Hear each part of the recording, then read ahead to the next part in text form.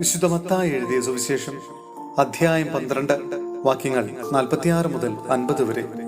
യേശുവിന്റെ അമ്മയും സഹോദരരും. അവൻ ജനക്കൂട്ടത്തോട് പ്രസംഗിച്ചു കൊണ്ടിരുന്നപ്പോൾ അവന്റെ അമ്മയും സഹോദരരും അവരോട് സംസാരിക്കാൻ ആഗ്രഹിച്ച് പുറത്തു നിന്നിരുന്നു.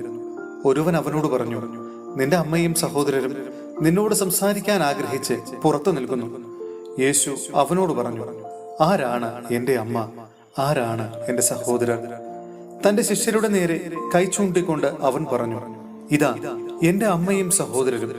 സ്വർഗസ്ഥനായ എന്റെ പിതാവിന്റെ ഇഷ്ടം നിറവേറ്റുന്നവനാരോ അവനാണ് എന്റെ സഹോദരനും സഹോദരിയും അമ്മയും. സഹോദരരെ, വിശുദ്ധ പൗലോസ്ലീഹ റോമായിലെ സഭയ്ക്ക് എഴുതിയ ലേഖനം അധ്യായം 15 വാക്യങ്ങൾ 14 മുതൽ 21 വരെ. പൗലോസിന്റെ ശുശ്രൂഷ. സഹോദരരെ, നിങ്ങൾ നന്മയാൽ പൂരിതരും, എല്ലാ അറിവും തികഞ്ഞവരും പരസ്പരം ഉപദേശിക്കാൻ കഴിവുള്ളവരുമാണെന്ന കാര്യത്തിൽ എനിക്കൊരു സംശയവുമില്ല. ദൈവം എനിക്ക് നൽകിയ കൃപയാൽ ധൈര്യത്തോടെ ചില കാര്യങ്ങൾ ഓർമ്മിപ്പിക്കാൻ വേണ്ടിയാണ് നിങ്ങൾക്ക് ഞാൻ എഴുതിയത്. ദൈവത്തിന്റെ കൃപ എന്നെ വിജാതീയർക്ക് വേണ്ടി യേശുക്രിസ്തുവിന്റെ ശുശ്രൂഷകനാക്കിയിരിക്കുകയാണല്ലോ. വിജാതീയരാകുന്ന ബലിവസ്തു സ്വീകാര്യവും പരിശുദ്ധാത്മാവിനാൽ പൗത്രീകൃതവും ആകാൻ വേണ്ടി ഞാൻ ദൈവത്തിന്റെ സുവിശേഷത്തിന് പുരോഹിത ശുശ്രൂഷ ചെയ്യുന്നു. അതുകൊണ്ട് ദൈവത്തിന് വേണ്ടിയുള്ള ജോലിയെക്കുറിച്ച് എനിക്ക് യേശുക്രിസ്തുവിൽ അഭിമാനിക്കാൻ കഴിയും.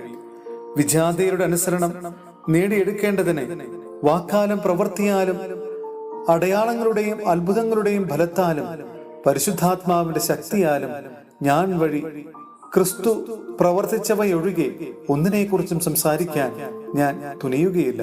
തന്നിമിത്തം ഞാൻ ജെറുസലേം തുടങ്ങി ഇല്ലറിക്കോൺ വരെ ചുറ്റി സഞ്ചരിച്ച് ക്രിസ്തുവിന്റെ സുവിശേഷം പൂർത്തിയാക്കി. അങ്ങനെ മറ്റൊരുവൻ സ്ഥാപിച്ച അടിസ്ഥാനത്തിന്മേൽ പണിയാതെ ക്രിസ്തുവിനെ അറിയാത്ത സ്ഥലങ്ങളിൽ സുവിശേഷം പ്രസംഗിക്കുന്നതിൽ ഞാൻ അത്യധികം ഉത്സാഹം കാണിച്ചു. ഒരിക്കലും അറിഞ്ഞിട്ടില്ലാത്തവനെ അവർ ദർശിക്കും, അവനെക്കുറിച്ച് കേട്ടിട്ടില്ലാത്തവർ അവനെ മനസ്സിലാക്കുമെന്ന് എഴുതപ്പെട്ടിട്ടുണ്ടല്ലോ.